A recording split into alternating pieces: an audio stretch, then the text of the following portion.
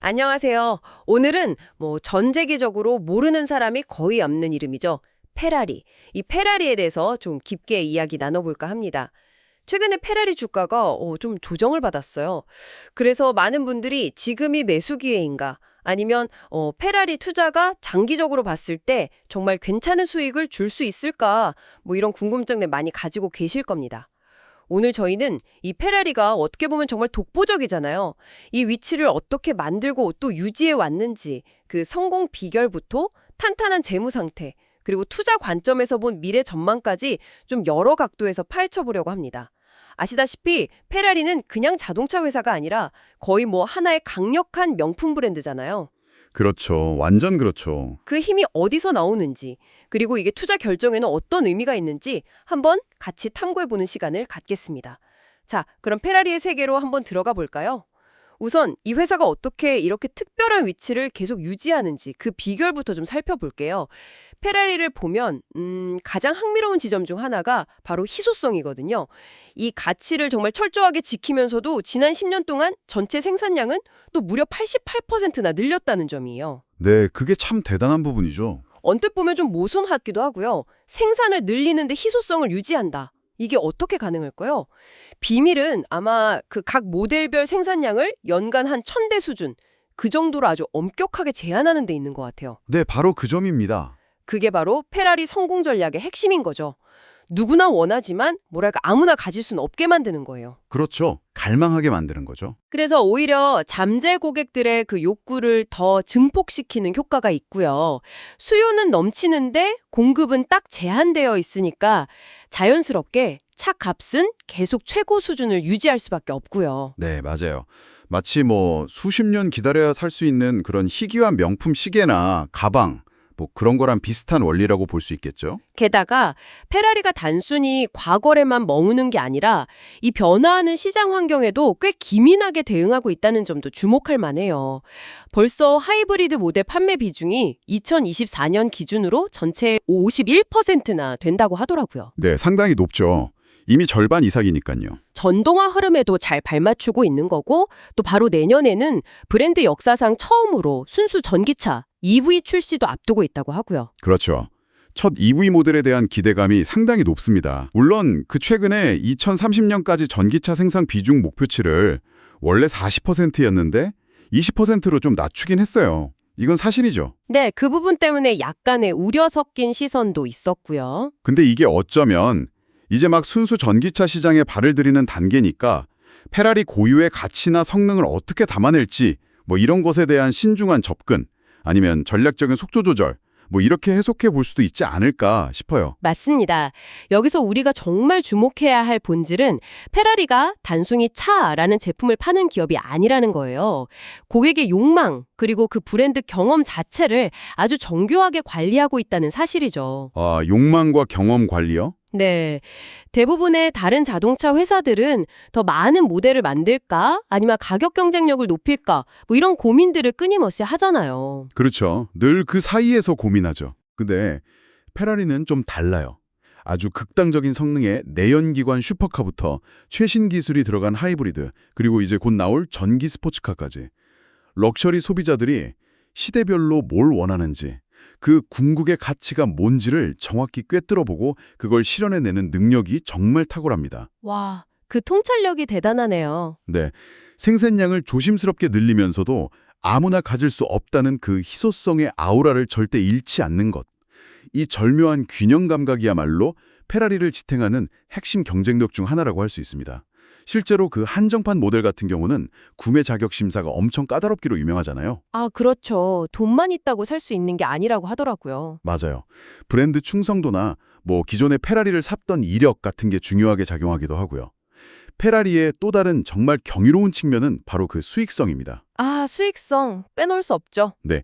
자동차 산업이라는 게 원래 투자도 많이 해야 하고 경쟁도 워낙 치열해서 높은 영업이익률을 내기가 상당히 어려운 구조거든요. 네, 보통 그렇죠. 그런데 페라리는 무려 영업이익률이 29%에 달합니다. 29%요? 와, 자동차 회사가요? 네, 이게 얼마나 대단한 수치인지 감이 잘 안 오실 수도 있는데 다른 주요 자동차 회사들이랑 직접 비교해보면 그 차이가 확 드러납니다.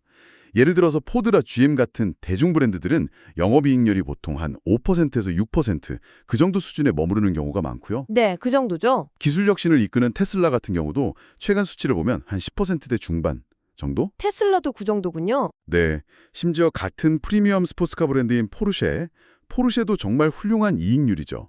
한 18% 내외 정도 기록하는데 이것도 대단하지만 페라리의 29%와는 상당한 차이가 있죠. 와, 포르쉐보다도 훨씬 높네요. 그렇죠. 이건 뭐 자동차 업계에서는 거의 찾아보기 힘든 정말 독보적인 수준의 수익성이라고 봐야 합니다. 거의 뭐 명품 패션 브랜드들의 마진율하고 비교해야 할 정도니까요. 아, 그렇군요. 명품 브랜드 레벨이네요, 정말. 더 흥미로운 건요. 페라리 경영진이 이런 엄청난 수익성을 앞으로도 유지할 수 있다. 아니, 오히려 더 개선할 수 있다고 자신하고 있다는 점입니다. 더요? 여기서 더요? 네. 2030년까지 중장기 목표로 영업이익률 최소 30%를 제시했어요. 와, 30%? 이게 단순히 차값을 올리는 것만으로는 달성하기 어렵겠죠. 고수익 모델, 예를 들면 V2 엔진이 들어간 플래그십 모델이나 뭐 한정판 슈퍼카 같은 것들의 판매 비중을 전력적으로 높이는 거예요. 아, 비싼 모델 위주로요? 네. 그리고 여기에 더해서 고객 개개인의 취향을 아주 세세하게 반영하는 테일러메이드 같은 거 있잖아요. 이런 고부가가치 맞춤형 옵션 프로그램을 더 강화하겠다는 겁니다. 이런 개인화 옵션이 차량 가격의 상당 부분을 차지할 정도로 수익 기여도도 높다고 알려져 있거든요. 맞아요. 뭐 색깔 하나 바꾸는데도 엄청나다고 하던데. 상상해보세요. 뭐 차량 식상 하나를 정말 내가 원하는 특별한 색으로 맞추는데 수천만 원이 추가될 수도 있다는 거죠. 와, 정말 대단하네요. 영업이익률 30% 목표라니. 방금 말씀하신 것처럼 그냥 차를 몇 대 더 파느냐 이게 중요한 게 아니라 한 대를 팔더라도 거기서 얼마만큼의 가치를 뽑아내고 이익을 남기느냐 이게 페라리 비즈니스의 핵심이라는 거네요. 정확합니다. 이런 압도적인 수익성 덕분에 실제로 올해 상반기 주당 순이익 EPS라고 하죠. 이것도 4.68유로, 달러로는 한 5.42달러 정도 기록하면서 작년 같은 기간보다 10% 이상 증가하는 아주 견조한 실적을 보여줬습니다. 네, 시장 예상치를 뛰어넘는 좋은 성과였죠. 투자자 입장에서는 이렇게 꾸준히 안정적으로 이익을 늘려나가는 모습이 정말 매력적으로 보일 수밖에 없겠어요. 정확합니다. 이렇게 높은 수익성은 페라리가 더 이상 단순한 자동차 제조사 카테고리에 묶일 수 없다는 걸 보여주는 거죠. 강력한 가격 결정력 그리고 브랜드 충성도를 가진 독보적인 럭셔리 기업이라는 걸 명확히 증명하는 지표입니다. 럭셔리 기업. 네. 그리고 이건 또 경기 변동이나 뭐 시장이 불확실할 때도 상대적으로 안정적인 실적을 유지할 수 있는 아주 튼튼한 재정적인 기반이 되어줍니다. 일반 자동차 회사들이 경기 안 좋을 때 수요 감소로 막 큰 타격을 입는 것과는 좀 다른 양상을 보일 가능성이 높다는 거죠. 아, 그렇군요. 확실히 다르네요. 좋습니다. 그럼 이제 가장 궁금해하실 만한 질문, 바로 투자 관점으로 넘어가 보죠. 그래서 페라리 주식 지금 투자할 만한 가치가 있을까요? 최근에 주가가 좀 조정을 받긴 했지만 지난 5년간의 주가 흐름을 보면 2배 이상 올랐어요. 네, 장기 성과는 정말 좋았죠. 같은 기간 동안 미국 S&P 500 지수가 한 86% 정도 오른 것과 비교하면 훨씬 뛰어난 성과를 보여준 셈이고요. 기간을 10년으로 더 넓혀보면 상승률이 무려 578%에 달합니다. 정말 인상적인 장기 성과죠. 네, 엄청난 상승률입니다. 이렇게 보면 강력하고 꾸준한 수요 기반에다가 업계 최고 수준의 수익성까지 고려하면 앞으로도 장기적으로 봤을 때 시장 평균을 넘어서는 안정적인 수익률을 기록할 가능성 충분히 높아 보이는데요. 그런데 또 한편에서는 이런 얘기도 있어요. 페라리 투자가 당신의 인생을 막 극적으로 바꿔줄 만한 그런 종류의 투자는 아닐 수도 있다. 좀 신중론이죠. 이건 어떤 의미일까요? 네, 그런 분석에 나오는 배경을 좀 더 깊이 들여다볼 필요가 있습니다. 페라리의 성과 분명히 눈부십니다. 하지만 예를 들어서 지난 몇 년간 시장을 정말 뜨겁게 달궜던 인공지능, AI 관련 기술주들 있잖아요. 아, 네. 엄청났죠. 걔네들이 보여준 그 폭발적인 성장세와 비교하면 상대적으로 그 상승률의 크기가 좀 작아 보일 수 있다는 이야기입니다. 아, 그 상승률의 절대적인 크기 문제군요. 그렇죠. 즉, 투자자가 포트폴리오를 통해서 어떤 종류의 성장을 추구하느냐, 예를 들어서 안정적인 복리 효과를 노리는 건지 아니면 단기간에 뭐 수십 배 수익을 기대하는 소위 텐베거라고 하죠. 텐베거요. 10배 수익. 네, 10배 수익을 안겨줄 잠재력을 가진 그런 고위험 고수익 종목을 찾는 것인지 여기에 따라서 페라리에 대한 평가가 좀 달라질 수 있다는 거죠. 그렇군요. 기대 수익률의 종류에 따라서 매력도가 다르다는 거네요. 맞습니다. 또한 최근에 투자자들 사이에서는 페라리의 장기 성장성, 특히 그 브랜드의 핵심 가치를 잘 유지하면서 전기차 시대로 성공적으로 넘어갈 수 있을까? 여기에 대한 약간의 의구심이 좀 고개를 들고 있는 것도 사실입니다. 아, 전기차 전황에 대한 의구심이요? 네, 아까 말씀드린 그 2030년 전기차 생산 미중 목표 하향 조정, 이게 이런 우려를 일부 반영하는 거 아니냐, 뭐 이런 해석도 있고요. 그럴 수도 있겠네요. 페라리 하면 딱 떠오르는 그 특유의 강력한 엔진 사운드, 주행 감성, 이런 것들을 전기차에서 과연 어떻게 구현해낼 것이며 그게 기존 고객들이나 잠재 고객들한테 얼마나 매력적으로 다가갈 수 있을지 이게 정말 중요한 관건이 될 겁니다. 그렇죠. 페라리 하면 엔진 소리인데 전기차는 조용하잖아요. 바로 그 부분이죠. 그래서 과거와 같은 아주 가파른 주가 상승세가 앞으로도 계속 이어지기는 좀 어려울 수 있다. 이런 전망도 조심스럽게 나오고 있습니다. 현재 페라리 주식의 가치 평가, 밸류에이션이라고 하죠.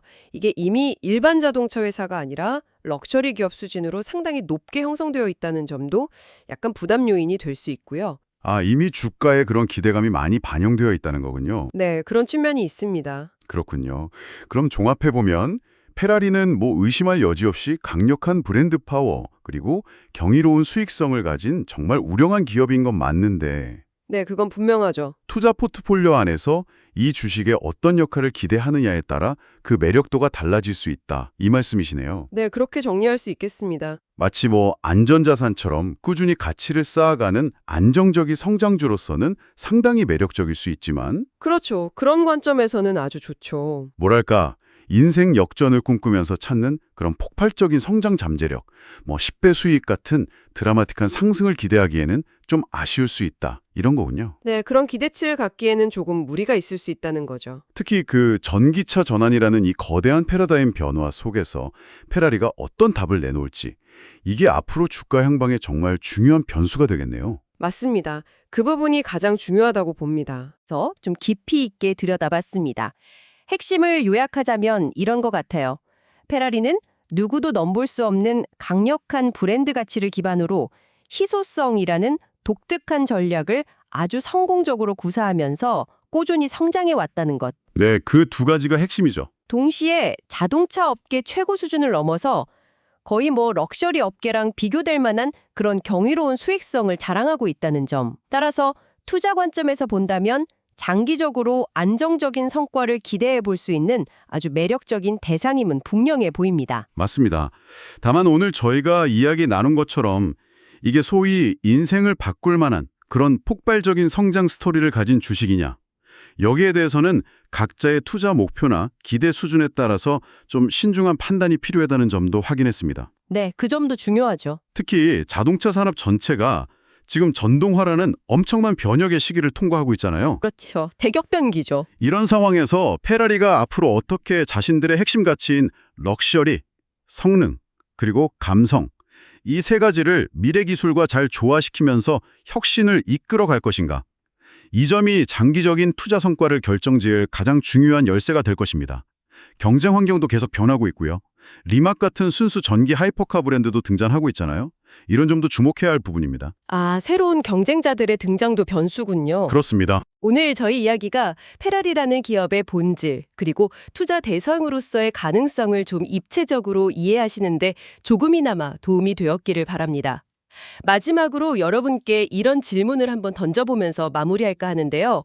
급격하게 변화하는 미래 모빌리티 환경 속에서 페라리가 수십 년간 쌓아온 그 럭셔리 브랜드 파워와 희소성이라는 강력한 무기, 이게 과연 시간이 흘러도 흔들리지 않는 견고한 경제적 회자, 이코노믹 모드로 계속 기능할 수 있을까요? 정말 중요한 질문이죠. 아니면 완전히 새로운 기술 패러다임과 또 강력한 신규 경쟁자들의 등장으로 인해서 그 독보적인 지위가 점차 약화될 가능성도 있을까요? 이 질문에 대한 답을 한번 스스로 고민해 보시는 과정이 앞으로 시장과 투자를 바라보는 데 흥미로운 관점을 제공할 것이라고 생각합니다. 저희는 다음 시간에 더욱 흥미로운 주제로 다시 찾아뵙겠습니다.